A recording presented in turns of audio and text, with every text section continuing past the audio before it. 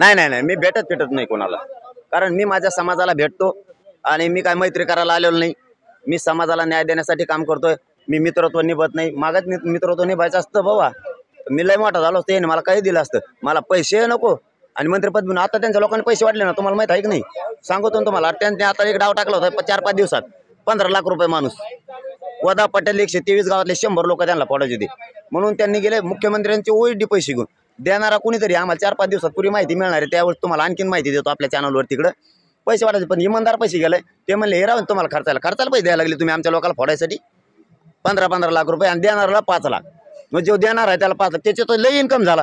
ते तर आमच्या गोदा पटेल असं घुसलं पर माणूस 5 लाख म्हणल्यावर, कारण 15 लाख यांना द्यायचे. तेव्हा म्हणला माझ्याकडून, तेव्हा होता 150 एकरवाला, तेव्हा मला माझ्याकडून 50 लाख घेऊन जाय, आणि तो आहे ते मुख्यमंत्री गृहमंत्री कोणत्या आली. आमचे फोडून नाही शकत साहेब तुम्ही.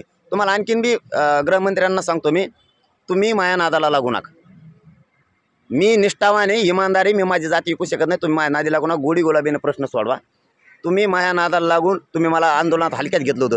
तुम्ही मला इथून पुढे राजकारणात हलक्यात घेऊ नका. मला तिकडे जायचं नाही राजकारणात. मला बरंच राजकारणात पडायचा प्रयत्न जर गेला, तुमचा कायमचा कार्यक्रम लागेल, आणि लावल्याशिवाय बी आम्ही शांत नाही बसतो. कारण दलित बांधव, मराठा बांधव, मुस्लिम बांधव, लिंगायत बांधव, 12 बोलीदार सगळे आम्ही एकत्र येणार आहे. होत्या ना, याने 2 मुख्यमंत्री उपमुख्यमंत्री केलेत. आमचे 7 होण्यात काही फरक पडाय काय? जाऊन द्या, सगळ्याचं एक. चला, धन्यवाद.